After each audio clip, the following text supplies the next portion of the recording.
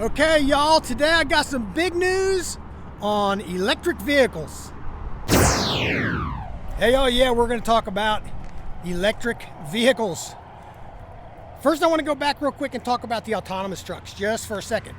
We talked last week or so about how Knight-Swift is going to partner with a big company and put a bunch of this autonomous vehicle technology on their trucks and run them nationwide to try to figure out what's the feasibility of doing that, right?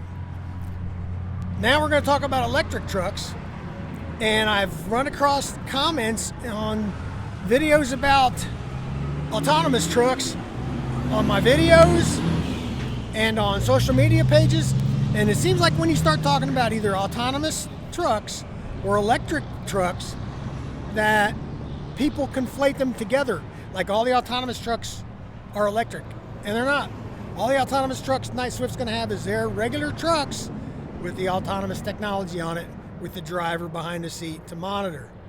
Electric trucks is different. Right now, all the electric trucks have a place for a driver to be in. So, the big news for electric vehicles this week is coming out of Washington, coming out of the transportation and the energy departments, that they're going to release $5 billion over the next 5 years for states to start putting in an infrastructure for electric vehicle charging stations.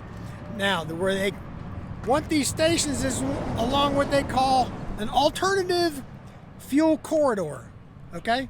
Which basically means interstates, state highways, the main drags, right?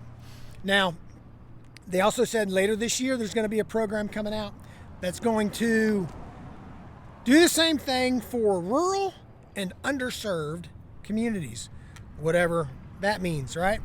So that's coming out too for people who live out in the country or small towns that are underserved infrastructure-wise. Now, $5 billion, where's it coming from? Well, just like all the other stuff that we've talked about here recently, that money is coming out of the $1.2 trillion infrastructure bill law that was passed and put into effect at the end of last year.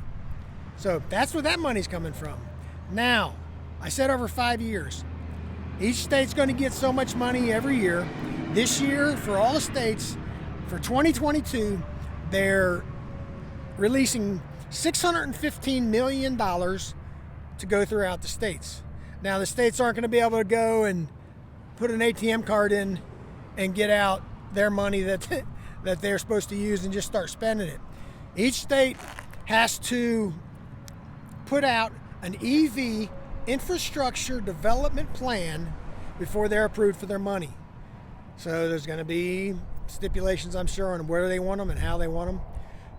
So I'm going to put a link to an article down in the description that will give the list of all the states and how much money that they will be getting in 2022.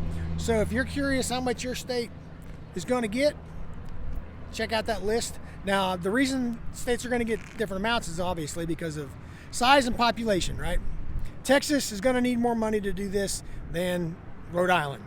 So check out that list when you get a chance. Now, I'm wondering, where are they going to put these charging stations, right?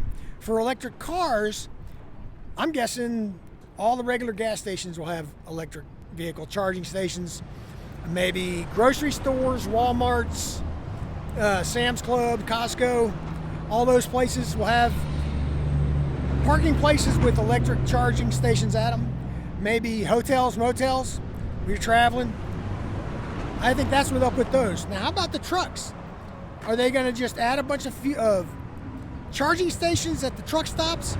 Are they going to take out some of the fuel pumps because they think that they're not going to need as many, but they'll need more charging stations? Will there be brand new standalone fueling station truck stops built? I don't know, maybe rest areas, picnic areas, charging stations there? Now, from what I can tell, even the large rest areas in Texas, when I was running nights, they're already crowded.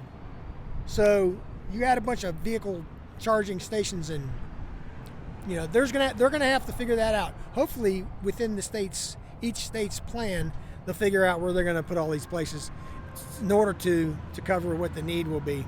Now, other than that, I only have one big question. And this question should have been asked and answered when they first started talking about electric vehicles, right?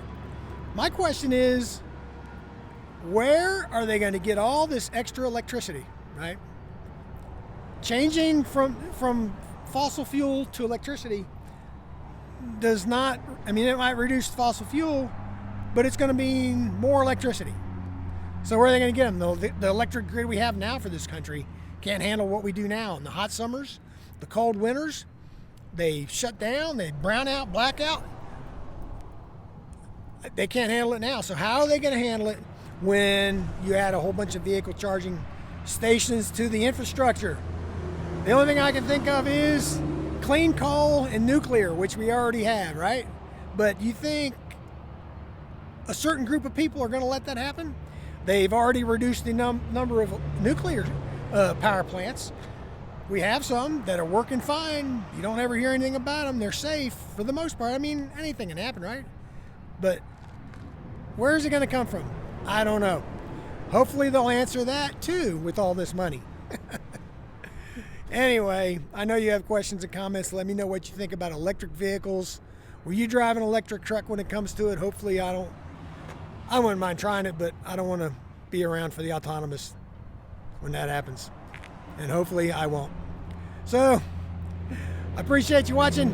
Go up here, I'll put some videos that might interest you.